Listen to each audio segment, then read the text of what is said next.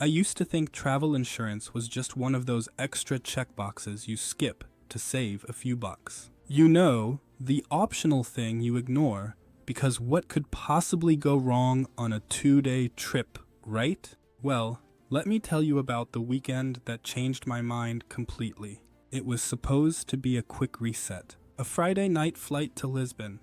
Meet some friends, enjoy the sun, fly back Sunday afternoon.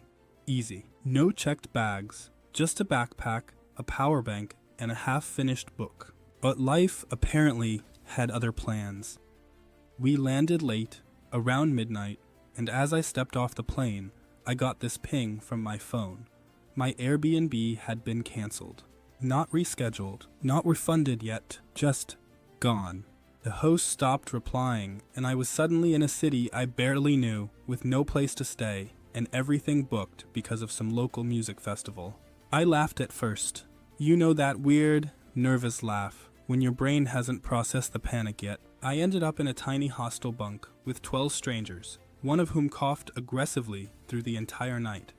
The next morning, I woke up with chills, a fever, and zero energy. Awesome. Perfect vacation. I pushed through breakfast, trying to explore, but by noon I was curled up on a park bench, texting my mom, like I was 10 years old again. I didn't want to be dramatic, but I felt awful. Like the kind of awful that makes you Google symptoms you shouldn't Google. Turns out I had caught a nasty viral infection and I needed medical attention. Now here's where things got real. The local clinic wouldn't see me without upfront payment, and my European health insurance card expired. Of course, I'm sitting in this reception area, sweating through my clothes, holding back tears. And then I remembered. That random little checkbox I did check for once, 2 days before my flight. Travel insurance. I pulled up the email from ores.insure, found my policy, and called the emergency number. They were kind.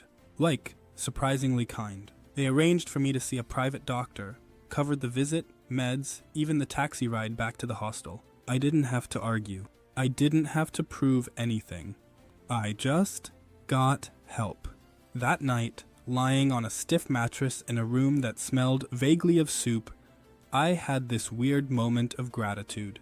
Not for the fever, obviously, but for the fact that I'd protected myself, almost accidentally, from what could have been a total disaster. Since then, I don't travel without insurance. Ever? Not even for short trips. Because it's not about how far you're going. It's about how fast things can go wrong.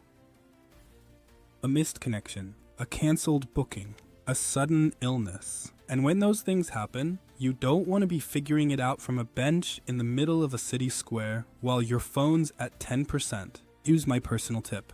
I use Ores.insure now for every trip. It's quick, it's not expensive, and they've got this calm, no drama way of stepping in when you need them most. I don't think of it like insurance anymore. I think of it like packing a second phone charger. One of those things you're just glad to have when everything else fails. Anyway, that weekend in Lisbon wasn't what I planned, but it taught me something I didn't know I needed to learn. Even a harmless little getaway can turn into a mess. So now I plan for that, quietly, in the background, just in case. Because peace of mind, that's the one souvenir I always want to bring home.